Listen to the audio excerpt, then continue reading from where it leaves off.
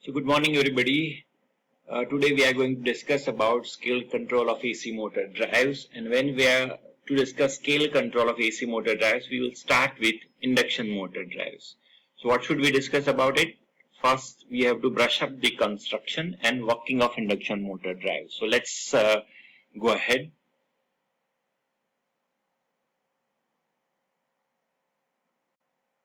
This is the topic which we are going to discuss in the subsequent topics. Construction is fairly known to you, but for the sake of continuity, let's repeat.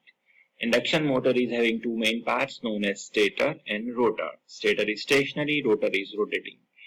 Stator is having three main parts. The outermost part is known as the stator frame, which is supporting the stator core, and stator core is having slots in its inner periphery which is housing the stator winding. There are three-phase winding placed in the stator core.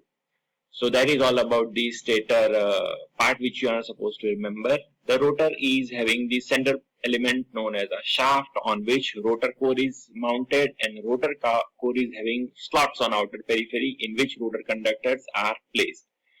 In a squirrel cage type of construction which is shown over here, the rotor conductors are generally copper or aluminum bars placed in these slots, and they are short-circuited at two end rings. There are the materials which are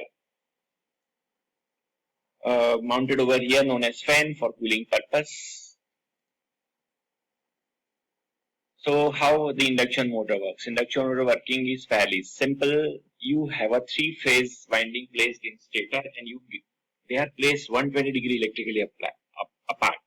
You give them a supply which is having 120 degree phase difference. So three-phase supply, when given to three coils spaced individually 120 degree apart, then individually they produces alternating magnetic field in this fashion, this and this fashion.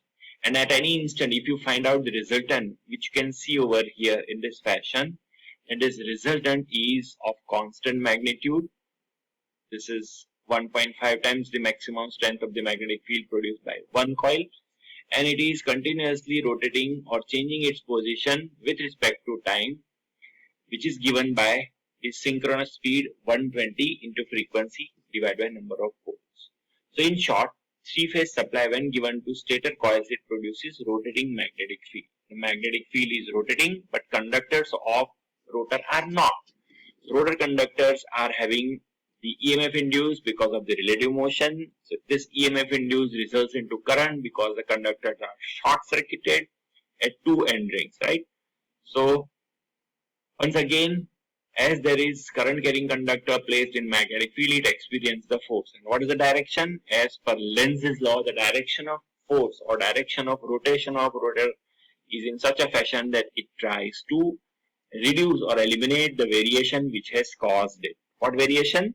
The variation is relative motion between rotating magnetic field and the stationary rotor conductors.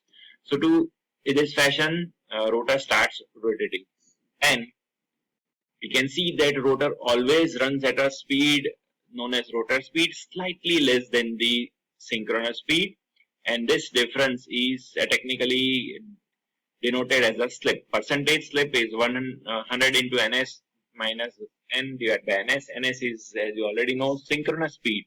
120 into frequency divided by number of poles. It is a constant speed for a given frequency supply, given number of poles machine. Machine is suppose having two poles, and if it is wound for 50 Hz, it is having 50 Hz supply, then the 3000 RPM is the synchronous speed of that particular machine.